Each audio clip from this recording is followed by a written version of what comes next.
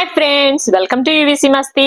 అది 1960ల ప్రాంతం. ఓ సినిమాకు నూతన నటీనటులు కావాలని ఓ ప్రకటన వచ్చింది. ఆసక్తి ఉన్న యువతి యువకులు అందరూ తమ అదృష్టాన్ని పరీక్షించుకోవడానికి ఆడిషన్స్ కి వెళ్లారు. అలా వెళ్లిన వాళ్ళలో super star Krishna, rebel star Krishnaraju, Jayalalithaa, Hema Malini వంటి స్టార్స్ కూడా ఉన్నారు. అయితే హీరోలుగా కృష్ణ, రామ్మోహన్ అనే మరో యువకుడు సెలెక్ట్ అయ్యారు. ఇక్కడే మరో గమ్మత్తైన విషయం కూడా జరిగింది. అదేంటంటే తర్వాతి కాలంలో స్టార్ హీరోయిన్లు అనిపించుకున్న జయలలిత, హేమమాలిని ఆ ఆడిషన్స్ లో సెలెక్ట్ కాలేదు. వీళ్ళిద్దరిని వెనక్కి నెట్టి అప్పటికే పెళ్ళై పిల్లలున్న ఓ అమ్మాయి ఆ సినిమాలో హీరోయిన్ గా సెలెక్ట్ అయింది. అదృష్టం అంటే ఇదే కాబోలు. అలా సెలెక్ట్ అయిన ఆ అమ్మాయి సుకన్య. ఆ సినిమా పేరు తేనె మనసులు. ఆడిషన్స్ కండక్ట్ చేసింది ప్రముఖ దర్శకుడు ఆదుర్తి సుబ్బారావు గారు. 1965లో తేనె మనసులు విడుదలై మంచి విజయం సాధించింది. ఈ సినిమాలో మరో హీరోయిన్ గా నటించిన సంధ్యారాణి, అలాగే హీరోలు కృష్ణ, రామ్మోహన్లు కూడా ఆ తరువాత కాలంలో పలు సినిమాల్లో నటించారు. కానీ సుకన్య గారు మాత్రం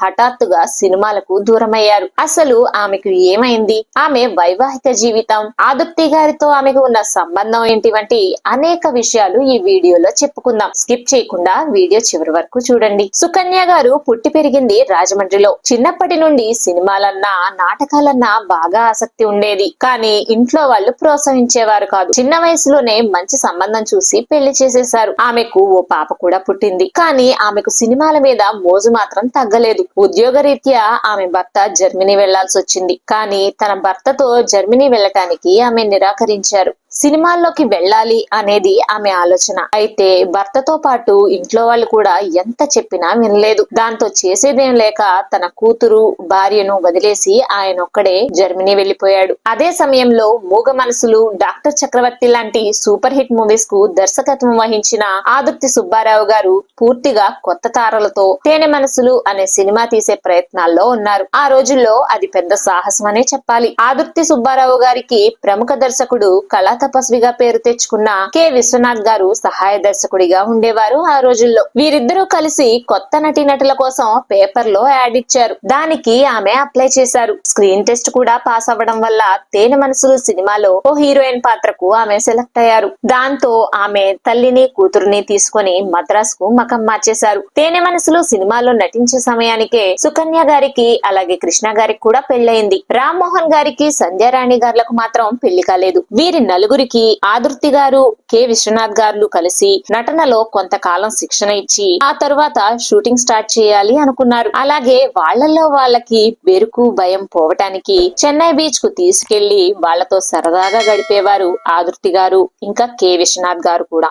అలాగే వీరికి ఎలా డైలాగులు చెప్పాలి, ఎలా నటించాలి అనే విషయాల్లో పూర్తి స్థాయిలో శిక్షణ ఇచ్చారు. హైదరాబాద్ సారథి స్టూడియోలో తేనె మనసులు షూటింగ్ 1964 సంవత్సరం జూన్ నెలలో ప్రారంభమైంది. తొలి షాట్ రామ్మోహన్, సుకన్యలపై తీశారు. మొదట్లో భయపడినప్పటికీ ఆదుర్తి గారి సహకారంతో తేనె మనసులు సినిమాలో చక్కగా నటించారు. 1965 సంవత్సరం మార్చి 31న తేనె మనసులు సినిమా రిలీజ్ అయింది. సినిమా ఘన విజయం సాధించింది. అందరికీ మంచి పేరు సంపాదించి పెట్టింది. ఆ తరువాత 1966లో ఆదుర్తి గారు మళ్ళీ ఈ నలుగురిని హీరో హీరోయిన్లుగా పెట్టి కన్నె మనసులు అనే సినిమాని కూడా తీశారు. ఈ సినిమా కూడా మంచి విజయాన్ని అందుకుంది. రెండు సినిమాల్లో కలిసి నటించడం వల్ల కృష్ణ, రామ్మోహన్, సుకన్య, సంధ్యారాణి వీళ్ళందరూ మంచి స్నేహితులయ్యారు. ఈ సినిమా తర్వాత ఎవరి దారులు వారివే అయ్యాయి. మొదట్లో హీరో కృష్ణ గారి కంటే కూడా రామ్మోహన్ గారికే మంచి మార్కులు పడ్డాయి.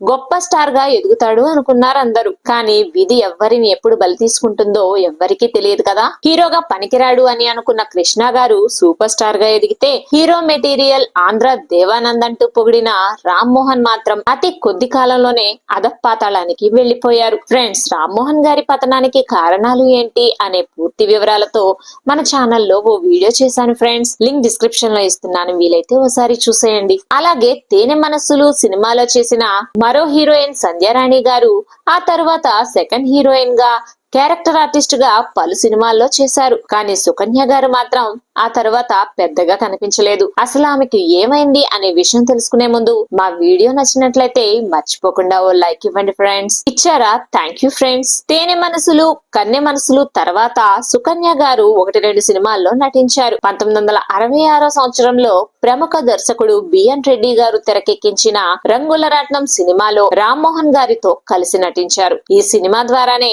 చంద్రమోహన్ మోహన్, వాణిశ్రీ, రేఖ, విజయ నిర్మల గారు వెండి తెరకు పరిచయం కావటం విశేషం. అలాగే 1967 సంవత్సరంలో కృష్ణ, కాంతారావు హీరోలుగా వచ్చిన ఇద్దరు మొనగాళ్లు సినిమాలో కూడా నటించారు. ఆ తరువాత 1968లో ఆదుర్తి గారి దర్శకత్వంలోనే వచ్చిన సుడిగుండాలు వంటి సినిమాల్లో కనిపించినప్పటికీ ఆ తర్వాత పెద్దగా సినిమాల్లో కనిపించలేదు. అయితే సుకన్య గారు తేనె మనసులు, కన్నె మనసులు సినిమాల ద్వారా తనకు సినీ జీవితాన్ని ఇచ్చిన ఆదుర్తి గారిని తరచు కలుస్తూ ఉండేవారు. ఆదుర్తి గారితో ఆమె స్నేహంగా ఉండేవారు. దాంతో ఆయన సుకన్య గారి మీద మనసు పడ్డాడు. ఆదుర్తి గారికి అప్పటికీ పెళ్లై ఓ బాబు కూడా ఉన్నాడు. ఇండస్ట్రీలో ఆయన పెద్ద డైరెక్టర్. ఆయనతో స్నేహం మంచిదే అనుకున్నారో ఏమో. సుకన్య గారు కూడా ఆయనకు అడ్డు చెప్పలేదు. దాంతో ఇద్దరు సహజీవనం చేసేవారని అప్పట్లో సినీ పరిశ్రమలో గట్టిగానే వార్తలు వినిపించాయి. ఆ తరువాత ఆమె ప్రముఖ రచయిత ఆత్రేయ గారితో కూడా స్నేహంగా ఉండేవారని పలు వార్తలొచ్చాయి. ఈ పరిచయాల ద్వారానే తన కూతురికి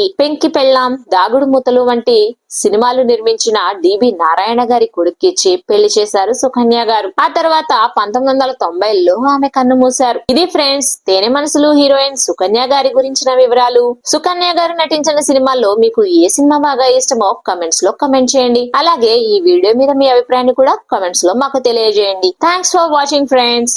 జై హింద్.